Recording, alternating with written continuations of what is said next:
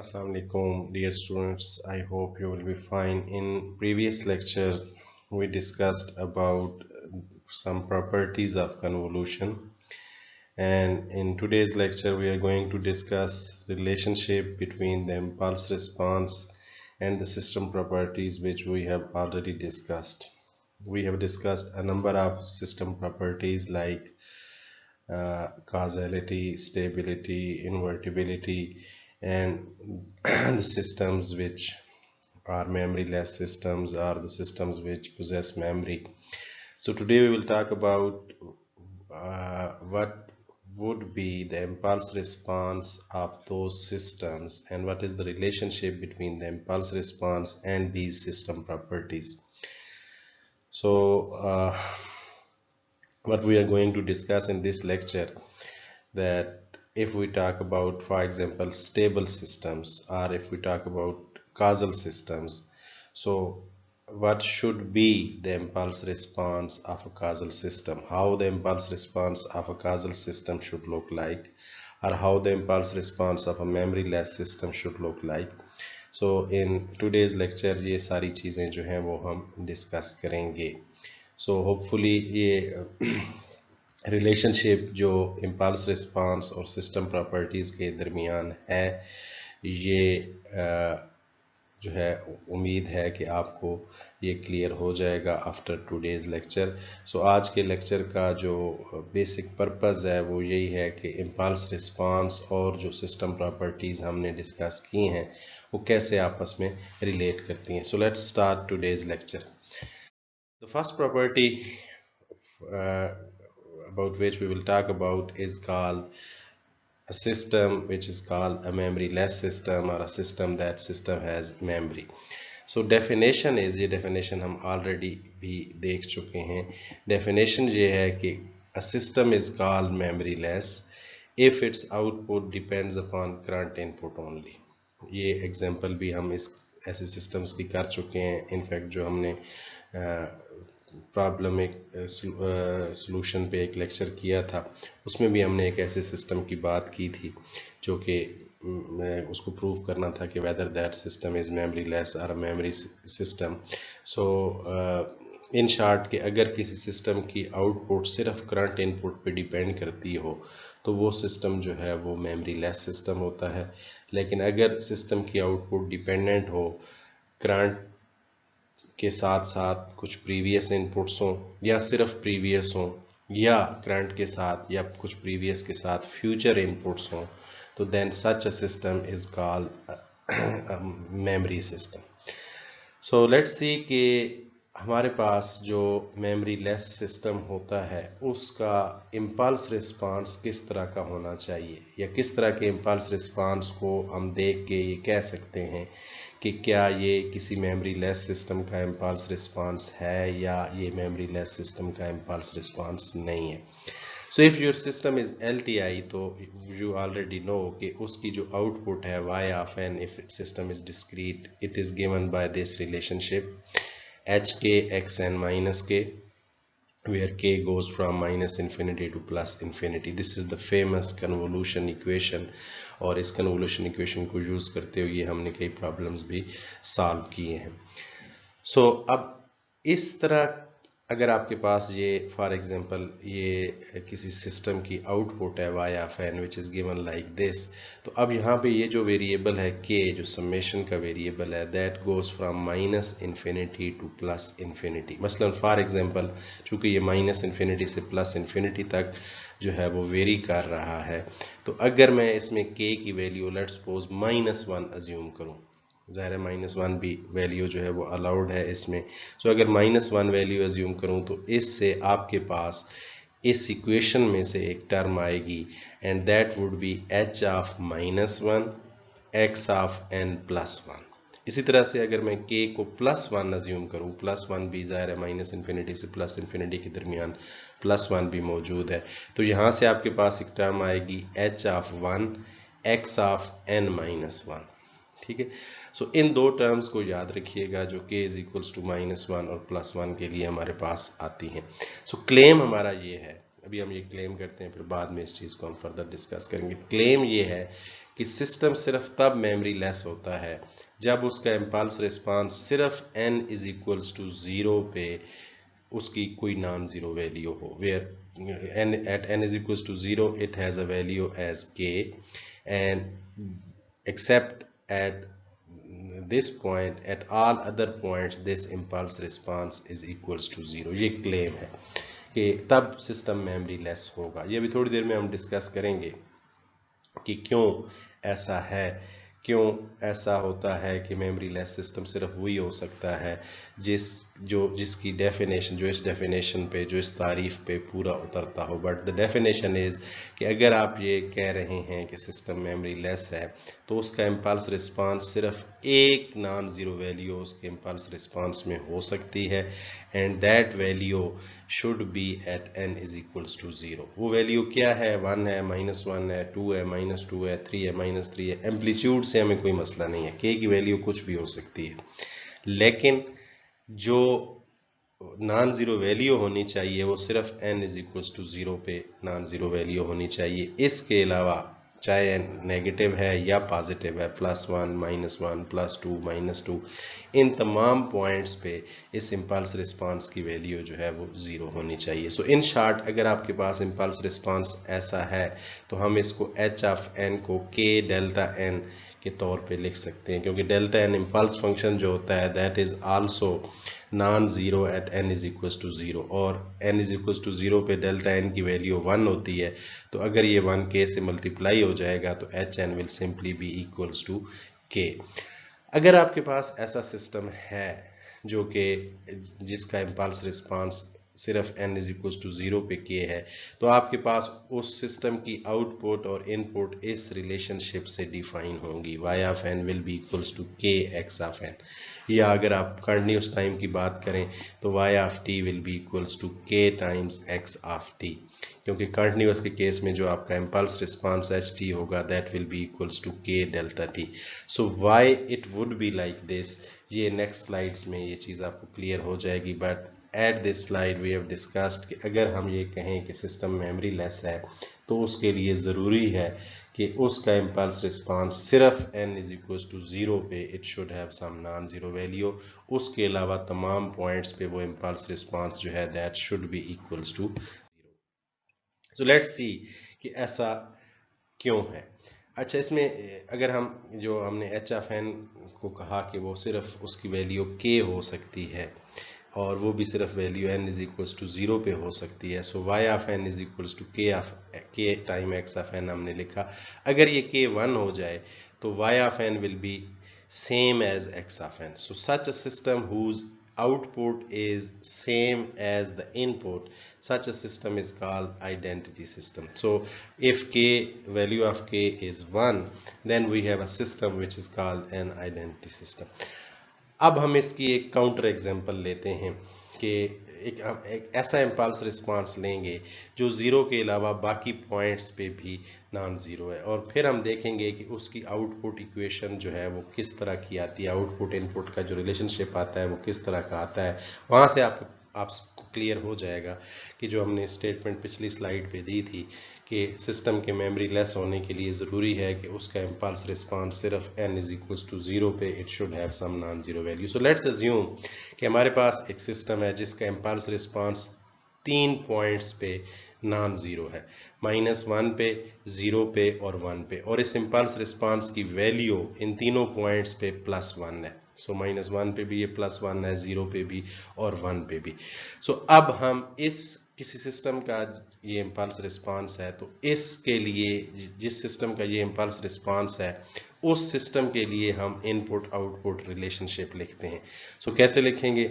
y of n जो convolution equation है वो हमें पता है k goes from -infinity to +infinity h of k x of n minus k।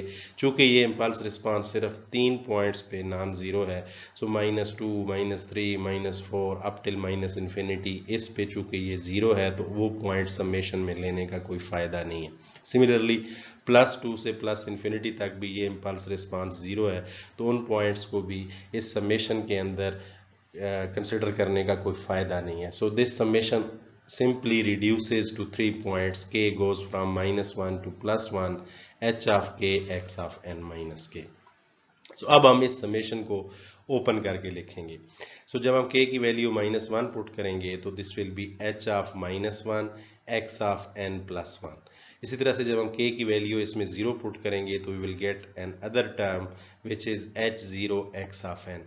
और जब हम k की वैल्यू को +1 पुट करेंगे तो we will get a third term which is h1 x of n minus 1. ठीक है.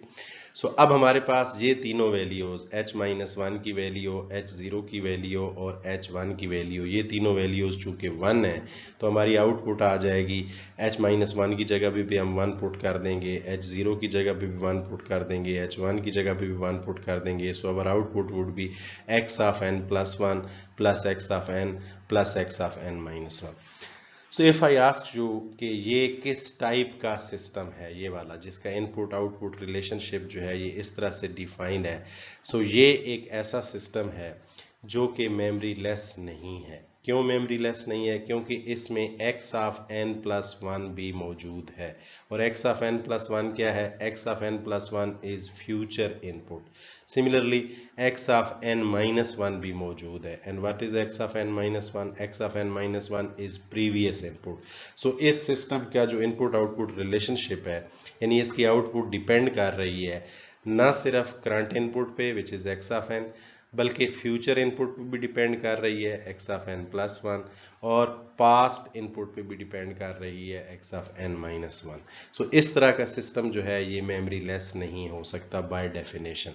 So if I ask you now कि इस सिस्टम को अगर हम चाहते हैं कि ये मेमोरी लेस बन जाए तो हमें क्या करना पड़ेगा, या अगर हम ये अज्यूम करें कि ये सिस्टम मेमोरी लेस होता तो इसका इम्पल्स रिस्पांस जो है वो किस टाइप का होता. सो x ऑफ n प्लस 1 के साथ जो टर्म मल्टीप्लाई हो रही है वो h माइनस 1 मल्टीप्लाई हो रही है. अगर हम ये चाहते हैं कि ये term x of n plus 1 this should not come out in this y of n, इसका मतलब है h ऑफ माइनस 1 को 0 होना चाहिए. जब ये 0 होगा तो तभी ये टर्म इसमें y ऑफ n की इक्वेशन में अपीयर नहीं होगी. सिमिलरली हम ये मेमोरी लेस के लिए हम ये भी नहीं चाहते कि x ऑफ n माइनस 1 की टर्म जो है वो भी आउटपुट में आए. सो अगर हम ये चाहते हैं कि ये टर्म भी ना आए तो इसका मतलब है h ऑफ 1 को भी 0 होना चाहिए. जब h ऑफ 1 0 होगा ओनली देन ये वाली टर्म जो है वो आउटपुट में अपीयर नहीं होगी, वरना तो अपीयर होगी. सो इसका मतलब है कि मेमोरी लेस के लिए ज़रूरी है कि h ऑफ 1 भी 0 होना चाहिए, h ऑफ माइनस 1 भी 0 होना चाहिए, इसी तरह से h ऑफ 2 भी, h ऑफ माइनस 2 भी, h ऑफ 3 भी, h ऑफ माइनस 3 भी. सिर्फ एक वैल्यू इसकी नॉन ज़ीरो हो सकती है जो कि h ऑफ 0 है. ठीक है. सो h ऑफ 0 अगर नॉन ज़ीरो है और बाकी तमाम वैल्यूज 0 है, -1 -2 -3 अप टिल माइनस इन्फिनिटी, या +1 +2 +3 up till plus infinity, only then the system will be memoryless. So memoryless system के लिए ज़रूरी है कि उसका इम्पल्स रिस्पांस सिर्फ एक पॉइंट पे एग्जिस्ट करता हो. उसका एम्पलीट्यूड क्या हो इससे हमें कोई मसला नहीं है. एम्पलीट्यूड 2 भी हो सकता है, 3 भी हो सकता है, 4 भी हो सकता है, या -1 -2 -3 -4 कुछ भी हो, but it should only exist at a single point and that point is n is equals to 0. अगर n इज इक्वल्स टू 0 के अलावा कहीं पे भी इम्पल्स रिस्पांस नॉन ज़ीरो है तो ऐसा सिस्टम फिर मेमोरी लेस सिस्टम नहीं हो सकता. ऐसा सिस्टम जो है वो memory that would be a system which has memory. तो ये फिर मेमोरी वाला सिस्टम होगा. Okay, so similarly, as we have discussed the memory less property, we can decide in terms of impulse response whether a system is causal or not. So let's see what is the definition. So the definition is a system is causal if and only if its output is dependent upon current input and or previous inputs.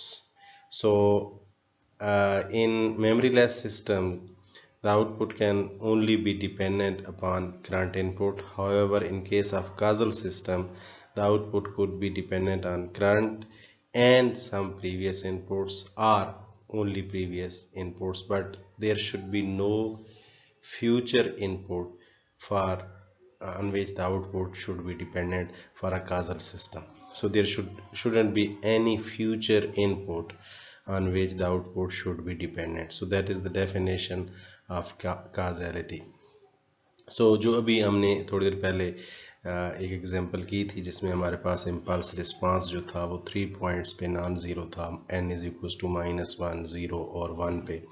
अगर आप वही वाली चीज़ यहाँ पे consider करें तो उसमें हमने देखा था कि जो इम्पल्स रिस्पांस की वैल्यू -1 पे अगर नॉन ज़ीरो हो तो उसकी वजह से आपके पास फ्यूचर पे डिपेंडेंसी आ जाती है, क्योंकि वहाँ से एक टर्म आती है which is x of n+1 which is future input. So चूँकि काजल सिस्टम में वो डिपेंडेंसी जो है वो नहीं होनी चाहिए, फ्यूचर पे कोई डिपेंडेंसी नहीं होनी चाहिए. So h of n must be equals to 0 for n less than 0 for a causal system. ये डेफिनेशन मेमोरी लेस के लिए ये थी कि h of n must be equals to 0 for n less than 0 and also for n greater than 0. का memory less के case में ये दोनों पे n लेस देन 0 पे भी 0 होना चाहिए, n ग्रेटर देन 0 पे भी 0 होना चाहिए. ये सिर्फ नॉन ज़ीरो हो सकता है at n is equals to 0.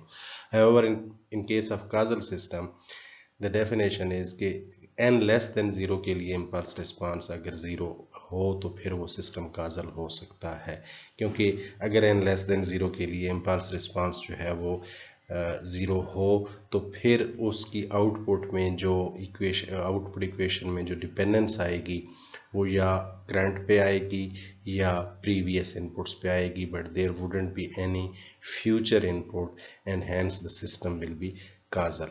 सो अगर हम इक्वेशन कन्वोल्यूशन की जनरल इक्वेशन लिखें तो जनरली तो ये k is from -infinity to sum n x of k h of n minus k जो है इसको हम लिख सकते हैं y ऑफ n को. सो चूँकि अगर हम ये अज्यूम कर रहे हैं कि ये काजल है तो इसका मतलब है इसका इम्पल्स रिस्पांस जो है वो 0 से स्टार्ट हो रहा है. So y of n will simply become equals to k goes from 0 to infinity h of k x of n minus k. ठीक है, क्योंकि n लेस देन 0 के लिए इम्पल्स रिस्पांस 0 है तो उन टर्म्स को इस कन्वोल्यूशन में इंक्लूड करने की ज़रूरत नहीं है. सिमिलरली अगर हम कंटिन्यूस टाइम सिस्टम की बात करें तो कंटिन्यूस टाइम सिस्टम में the convolution integral will be from 0 to infinity h tau x t minus tau d tau. और h tau जो है ये अब चूँकि ये सिस्टम काजल है तो this h tau only exist for the values which are greater than equals to 0. No value of this impulse response exists for those values of tau which are less than equals to 0, less than 0. So इस वजह से ये क्योंकि less than 0 के लिए अगर वो exist करता है तो फिर वो सिस्टम काजल नहीं हो सकता. चूँकि हम ये अज्यूम कर रहे हैं कि ये काजल है तो इस वजह से ये इंटीग्रल भी instead of -infinity to +infinity this integral will be from 0 to infinity.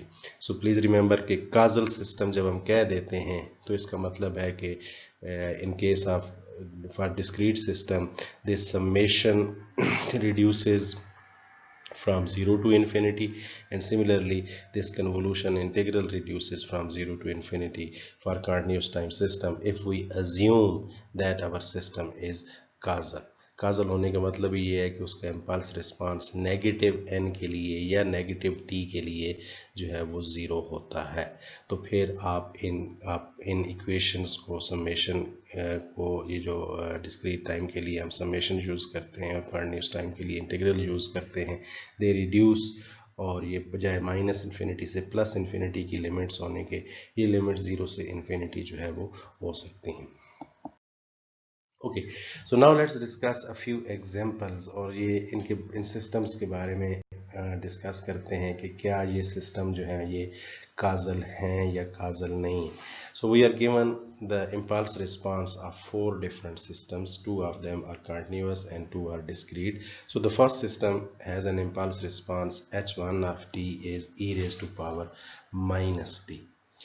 Now this impulse response, since there are no limits on this, हमने जो है वो कोई लिमिट्स पे डिफाइन नहीं की कि हमने ये नहीं कहा कि it only exists for those values of t which are greater than equals to 0. So generally this impulse response could be non-zero for all those values of t which are less than 0 and similarly for those values which are greater than 0. So ये impulse response जो h1t है ये t की किसी भी value के लिए exist करता है, whether it is negative or whether it is positive.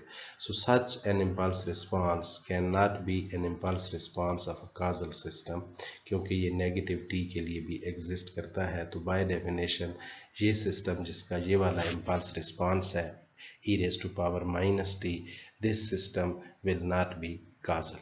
Now let's take the second example. h2t is e raised to power minus t ut. Now the same impulse response which was given in the first case h1 of t, that has been multiplied with u of t. And we know कि u of t जो है unit step function, it only exists from 0 to infinity. So अगर आप e raised to power minus t को u of t से multiply कर रहे हैं तो इसका मतलब ये है कि आप e of minus t की उन वैल्यूज़ को फोर्स कर रहे हैं, ज़ीरो कर रहे हैं जो नेगेटिव t के लिए एग्जिस्ट करती थी, क्योंकि u of t जो है वो नेगेटिव t के लिए एग्जिस्ट नहीं करता. सो जब आप ये दोनों फंक्शन को मल्टीप्लाई कर देंगे तो as a result of that h2t will only exist for only those values of t which are positive, because now e raised to power minus t has been multiplied with u of t. Unit step से multiplication की वजह से अब ये impulse response जो है ये सिर्फ पॉजिटिव t के लिए एग्जिस्ट करेगा. तो जब ये सिर्फ पॉजिटिव t के लिए एग्जिस्ट करेगा तो obviously this could be the impulse response of a causal system. In fact, this would be the impulse response of causal system because it only exists for positive values of t, क्योंकि u of t सिर्फ t greater than equals to 0 के लिए exist करता है. The next example, h3n is given like this: delta of n minus 2 plus delta of n plus 2. सो ये impulse response जो है इसके बारे में हमने बताना है कि क्या ये किसी काजल सिस्टम का इम्पल्स रिस्पांस हो सकता है या ये काजल सिस्टम का इम्पल्स रिस्पांस जो है वो नहीं होगा. So we need to know कि ये इम्पल्स रिस्पांस किन किन पॉइंट्स पे एग्जिस्ट करता है. डेल्टा ऑफ n माइनस 2 कहाँ पे 1 होगा? Delta of n minus 2 will be 1 at n is equals to 2. और सो एक तो इस इम्पल्स रिस्पांस की जो वैल्यू आएगी ये n इज इक्वल्स टू 2 पे 1 आएगा, और उसके अलावा डेल्टा ऑफ n प्लस 2 कहाँ पे 1 होगा? Delta of n plus 2 will be 1 at n is equals to minus 2. So this impulse response h3 of n exists at 2 points, एक माइनस 2 पे और एक प्लस 2 पे. अब प्लस 2 की वजह से तो कोई प्रॉब्लम नहीं है, प्लस 2 वाला पॉइंट तो ठीक है, उसकी काजैलिटी में कोई प्रॉब्लम नहीं है. लेकिन जो माइनस 2 पे इसकी वैल्यू नॉन ज़ीरो है, इसका मतलब है कि उसकी वजह से प्रॉब्लम है, क्योंकि डेफिनेशन ये है कि नेगेटिव n के लिए impulse response should be equals to 0, लेकिन ये impulse response h3 of n is equals to minus 2 पे भी नॉन ज़ीरो है. सो इस वजह से this is not the impulse response of a causal system. The last example, h4 of n is given as k goes from 0 to infinity delta of n minus k. ठीक है, सो इसमें ये basically impulse response जो आप k की different values put करें तो this would be delta of n. अगर आप n k को 0 पुट करें, अगर आप k को 1 पुट करें तो plus delta of n minus 1 plus delta of n minus 2 delta of n minus 3 so on so fourth. ठीक है, लेकिन ये सारी की सारी k की वैल्यूज़ पॉजिटिव हैं. डेल्टा ऑफ n माइनस 1 जो है ये n इज इक्वल्स टू 1 पे एग्जिस्ट करता है. Delta of n minus 2 n is equals to 2 पे एग्जिस्ट करता है. Delta of n minus 3 n is equals to 3 पे एग्जिस्ट करता है. तो ये सारी की सारी वैल्यूज़ जो हैं ये पॉजिटिव हैं. 1 2 3 4 इनके लिए ये इम्पल्स रिस्पांस एग्जिस्ट करता है, लेकिन नेगेटिव किसी वैल्यू के लिए एग्जिस्ट नहीं करता, because this summation is started from k is equals to 0 and it goes up till k is equals to infinity. चूँकि ये impulse response h4 of n negative values के लिए एग्जिस्ट नहीं करता, तो इस वजह से ये एक काजल सिस्टम का इम्पल्स रिस्पांस होगा, क्योंकि डेफिनेशन यही थी कि वो n इज इक्वल्स टू 0 या ग्रेटर देन 0 के लिए जो है वो नॉन ज़ीरो हो सकता है, लेकिन लेस देन 0 के लिए उसको 0 होना चाहिए, और ये h4 of n less than 0 के लिए 0 है. सो इस वजह से this would be in fact the impulse response of a causal system. So that was the causality property and the relationship between impulse response and the next property is called stability. ये stability भी हम discuss कर चुके हैं, अगरचे impulse response की terminology में हमने ये चीज़ डिस्कस नहीं की, लेकिन वैसे जनरली हम डिस्कस कर चुके हैं इनपुट आउटपुट रिलेशनशिप की टर्मिनोलॉजी में. So today we are going to discuss that in terms of impulse response. सो हम ये देखना चाहते हैं कि अगर कोई सिस्टम स्टेबल हो तो उसके इम्पल्स रिस्पांस पे क्या कंडीशन होती है, किस तरह का इम्पल्स रिस्पांस हो तो हम कह सकते हैं ये एक स्टेबल सिस्टम का इम्पल्स रिस्पांस है, और किस तरह का इम्पल्स रिस्पांस हो तो हम ये कह सकते हैं ये किसी अनस्टेबल सिस्टम का इम्पल्स रिस्पांस है. सो स्टेबिलिटी की डेफिनेशन ये है कि system is called stable if bounded inputs produce bounded outputs. ठीक है. सो अगर आप इनपुट आपकी किसी पॉइंट पे इन्फिनिटी ना हो तो, और अगर तो आपके सिस्टम की आउटपुट भी किसी पॉइंट पे इन्फिनिटी ना हो, जब आपके पास इनपुट इन्फिनिटी ना हुई तो फिर तो सिस्टम जो होगा वो स्टेबल होगा. लेकिन अगर इनपुट बाउंडेड ही रही, यानी इनपुट इन्फिनिटी नहीं हुई किसी पॉइंट पे, लेकिन वो इनपुट जब आपने सिस्टम पे अप्लाई की और सिस्टम की आउटपुट उस केस में इन्फिनाइट हो गई, तो such a system is unstable.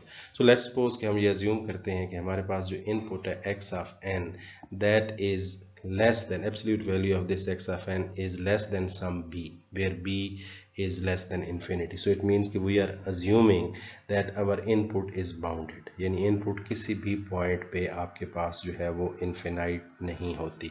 सो अब y of n जो है आउटपुट कन्वोल्यूशन समेशन जो है k goes from minus infinity to plus infinity h k x n minus k, हम एब्सोल्यूट वैल्यू लेना चाहते हैं, दोनों साइड की हम एब्सोल्यूट वैल्यू ले सकते हैं.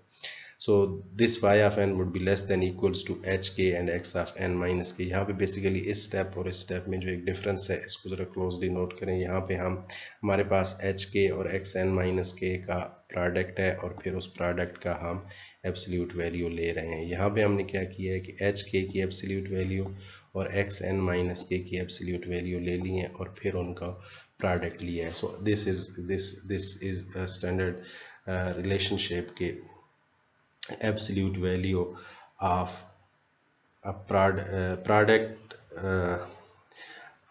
absolute value of a product is always less than equal to product of absolute value. So इस वजह से this thing has become less than equals to, so hk and xn minus k की value absolute value हमें पता है. Maximum value जो xn minus k की हो सकती है या xn की हो सकती है. xn माइनस के और xn में कोई डिफरेंस नहीं है, सिर्फ ये है कि ये जस्ट शिफ्टेड सिग्नल है. ठीक है. सो शिफ्टिंग से इस सिग्नल की एब्सोल्यूट वैल्यू पे जो मैक्सिमम वैल्यू है उस पर कोई फ़र्क नहीं पड़ता. शिफ्टिंग से सिर्फ ये फ़र्क पड़ सकता है. फॉर एग्जांपल इस वक्त आपके पास n इज इक्वल टू 0 पे उस सिग्नल की फॉर एग्जांपल मैक्सिमम वैल्यू है, वो जो भी है 1000 है 10,000 है, what ever that value is.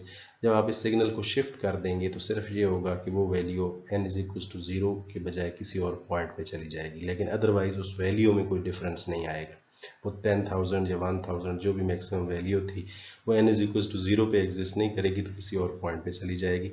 लेकिन ये नहीं हो सकता कि वो जो है जब आप शिफ्ट करें तो 1000 के बजाय जो है वो 100,000 हो जाए. वो जो वैल्यू है वही रहेगी, सिर्फ क्या हुआ कि वो टाइम के अंदर शिफ्ट हो गई. अगर पहले n इज इक्वल टू 0 पे थी तो आप किसी और पॉइंट पे चलेगी. सो इट मीन्स के एक्स एन माइनस के की जो एब्सोल्यूट वैल्यू मैक्सिमम जो वैल्यू है वो तो b की इक्वल है. So this thing maximum is equals to b. So b can be written outside this equation.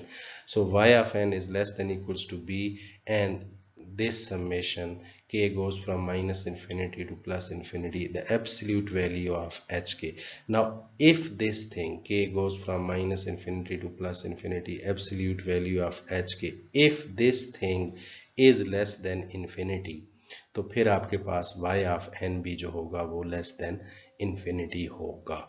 क्योंकि अगर ये वैल्यू भी फिनाइट है और ये वैल्यू तो हमें ऑलरेडी पता है b इज़ फिनाइट, तो दो फिनाइट वैल्यू को जब आप मल्टीप्लाई करेंगे तो आंसर कभी भी इन्फिनिटी आपके पास नहीं आ सकता. सो इस वजह से y ऑफ n कब जो है वो इन्फिनिटी से लेस होगा, जब ये चीज़ ये absolute value of impulse response जो आप इसको सम कर रहे हैं, इस सम का आंसर आपके पास जब लेस देन इन्फिनिटी आएगा तो y ऑफ n भी लेस देन इन्फिनिटी होगा, और y ऑफ n जब लेस देन इन्फिनिटी होगा तो इसका मतलब है कि आपका सिस्टम जो है वो स्टेबल है या बाइबो स्टेबल है, bounded input bounded output stable है। सो स्टेबिलिटी की कंडीशन क्या है इन terms of impulse response? Stability की कंडीशन ये है कि अगर आप absolute value of impulse response को सम करें तमाम उन वैल्यूज़ पे जिन पे इम्पल्स रिस्पांस एग्जिस्ट करता है, तो वो ज़ाहिर है अब हम काजल सिस्टम की बात नहीं कर रहे, वो जो इम्पल्स रिस्पांस नेगेटिव एन के लिए भी एग्जिस्ट कर सकता है, पॉजिटिव एन के लिए भी एग्जिस्ट कर सकता है, n इज इक्वल टू 0 के लिए भी एग्जिस्ट कर सकता है। लेकिन अगर आप उस इम्पल्स रिस्पांस की तमाम वैल्यूज़ को सम करें, जितनी भी वैल्यूज़ उसमें हैं, अगर आप उनको सम करें और आंसर लेस देन इन्फिनिटी आ जाए तो इसका मतलब है कि आपका सिस्टम स्टेबल होगा, क्योंकि ऐसे किसी सिस्टम को जब आप बाउंडेड इनपुट देंगे तो और इम्पल्स रिस्पांस भी जो है बाउंडेड है, तो दो बाउंडेड क्वांटिटीज़ का जो प्रोडक्ट है वो अनबाउंडेड नहीं हो सकता, यानी y ऑफ n जो है वो इन्फिनिटी नहीं हो सकता। So as long as this condition is true, as long as h k absolute value of h k इन तमाम वैल्यूज़ को आप सम करें, if this is less than infinity तो then your system would be stable. So this was so just like discrete system, the definition is similar for continuous time system also. So here we have since the impulse response is continuous, so for system to be stable, its impulse response when it is integrated from minus infinity to plus infinity, the absolute value of the impulse response must be less than infinity for a system to be stable. तो exactly उसी तरह से ये भी आपके पास जिस तरह से हमने डिस्क्रीट का केस डिस्कस किया है, एग्जैक्टली वही वाली चीज़ है। द डिफरेंस इज कि here we have an integral and absolute value of the impulse response integrated from minus infinity to plus infinity must be less than infinity for a system to be stable. अगर ये less than infinity ना आए absolute value of the impulse response, then the system would not be stable. So now let's discuss कि ये हमारे पास कुछ impulse responses हैं various system के, तो इनके बारे में देखते हैं कि क्या ये स्टेबल सिस्टम होंगे या स्टेबल सिस्टम नहीं होंगे। The first one is h1 of t is e raised to power minus t. Now first thing which you must note that this impulse response exists from minus infinity to plus infinity. So ये minus infinity से लेके plus infinity तक exist करता है ये वाला impulse response. For those values of t which are positive, this e raised to power minus t will be a decaying exponential, because e raised to power minus 1, e raised to power minus 2, minus 3. So it would be a decaying exponential for those values of t which are greater than 0. But for those values of t which are less than 0, this would be a growing exponential, e raised to power 1, e raised to power 2, e raised to power 3 for t is equals to minus 1, minus 2, minus 3. So for negative values of t, this is a growing exponential, जो कि t की हर negative value के लिए value जितना ज़्यादा negative होगी तो e raised to power minus t की वैल्यू भी उतनी ज़्यादा बड़ी होगी। सो बेसिकली ये इम्पल्स रिस्पांस जो है अगर आप इसको सम करें, इंटीग्रेट करेंगे from minus infinity two plus infinity, the answer would not be finite, the answer would be infinity. Since the answer is infinity, so this is not a stable system. This is not the impulse response of a stable system. The next one is h2 e raised to power minus t ut. ठीक है, ये impulse response वो है जो कि सिर्फ t की positive values के लिए एग्जिस्ट करता है, क्योंकि u ऑफ t की वजह के साथ हम e raised to power minus t को मल्टीप्लाई कर रहे हैं. So this impulse response only exist, only non zero for positive values of t, और e raised to power minus t जो है for positive values of t will be a decaying exponential. इसकी maximum value जो होगी वो at t is equals to 0 पे होगी which is 1. उसके बाद ये डीके करता रहेगा with the passage of time and finally at t is equals to infinity it will become equals to 0. So if we integrate this impulse response, the answer would be finite. The absolute value of this impulse response would be finite. So this is the impulse response of a stable system. The next one is the discrete impulse response. H3n is delta n minus 2 plus delta n plus 2. Now this impulse response is only non-zero at two values. एक n is equals to 2 पे और एक n is equals to -2 पे. So इसकी अगर आप values को सम करेंगे तो ये तो आप जो है वो अभी भी कैलकुलेट कर सकते हैं कि इसकी वैल्यू जो एक वैल्यू भी 1 है दूसरी वैल्यू भी 1 है. तो अगर आप इसकी वैल्यूज़ को सम करेंगे तो इसका आंसर जो है वो 2 आएगा from -infinity to up till +infinity. So चूँकि आंसर फिनाइट आ रहा है, so this is again the impulse response of a stable system. Now what about this one? H4 of n k goes from 0 to infinity delta of n minus k. ये system वो था जिसके बारे में हमने पहले बात की कि ये काजल है, बट क्या ये स्टेबल है या स्टेबल नहीं है. सो नाउ अगर आप k की डिफरेंट वैल्यूज़ पुट करें तो k जैसे k इज इक्वल्स टू 0 पे delta n is equals to 0 पे 1 वैल्यू आ जाएगी, फिर n इज इक्वल्स टू 1 पे 1 वैल्यू आ जाएगी, n इज इक्वल्स टू 2 पे 1 वैल्यू आ जाएगी, and up till n is equals to infinity. So you have infinite number of ones from n is equals to 0 up till n is equals to infinity. जब आप infinite number of ones को sum करेंगे तो answer would be infinite. So ये भी एक stable system का impulse response नहीं है. So H2t and H3n, these are the impulse responses of a stable system. But H1t and H4n, they are the impulse responses which corresponds to an unstable system. The last system property for which we will talk about is called invertibility. So we have already discussed that if a system is invertible, then an inverse system exists, which when connected in series with the original system produces an output which is equal to the input of first system.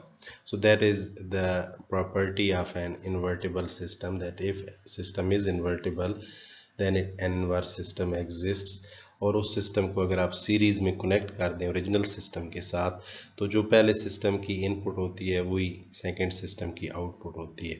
So here we have xt as input of the first system. This system produces yt as output. और अगर ये yt दूसरे system को input के तौर पे दे दी जाए जिसका इम्पल्स रिस्पांस h1t है तो इसकी आउटपुट wt जो होगी that will be same as x of t. So जब सिस्टम सीरीज़ में कनेक्ट किए जाएं तो उनका ओवरऑल इम्पल्स रिस्पांस जो होता है वो हम पिछले लेक्चर में देख चुके हैं कि वो उनके इंडिविजुअल इम्पल्स रिस्पांसेस की कन्वोल्यूशन की इक्वल होता है. So this is ht convolution h1t and what this should be equal to, this should be equals to impulse function delta t की इक्वल होना चाहिए, because only then it is possible कि आप इस system को xt input दें और ये आउटपुट भी xt ही प्रोड्यूस करे जब इसका इम्पल्स रिस्पांस जो होगा वो इम्पल्स फंक्शन के इक्वल होगा. अगर किसी सिस्टम का इम्पल्स रिस्पांस इम्पल्स फंक्शन के इक्वल होता है तो जो उसकी इनपुट होती है वही उसकी आउटपुट होती है. सो इसी तरह से डिस्क्रीट टाइम के केस में if we the systems have impulse responses as h of n and h1 of n, and if we convolute them, दोनों impulse responses को अगर हम convolute करते हैं तो that should be equals to impulse function in discrete case delta n की equal होना चाहिए. So if that is true तो then these systems are invertible, otherwise they are not invertible. So आज के लेक्चर में हमने system properties की बात की in terms of impulse responses और we have shown that every system property can be described in terms of the impulse response. अगर कोई सिस्टम मेमोरी लेस होता है तो उसका impulse response कैसा होना चाहिए, अगर कोई काजल होता है सिस्टम तो उसका impulse response किस तरह का होना चाहिए, अगर कोई सिस्टम स्टेबल है तो उसका इम्पल्स रिस्पांस पे क्या कंडीशन अप्लाई होती है. इसी तरह से अगर कोई सिस्टम इन्वर्टेबल हैं तो फिर उनके इम्पल्स रिस्पांसेस का जो कन्वोल्यूशन है वो किस चीज़ की इक्वल होनी चाहिए. So we have discussed all these properties today और यहाँ पे आज के लेक्चर में हमने ये चीज़ें सारी डिस्कस की हैं और ये शो किया है कि all these properties basically can be represented in terms of impulse response. So hopefully आपको आज का लेक्चर समझ आया होगा, तो इंशाल्लाह बाकी चीज़ें नेक्स्ट लेक्चर में डिस्कस करेंगे। सो नेक्स्ट लेक्चर तक इजाज़त दीजिए। अल्लाह हाफिज़। Thank you very much.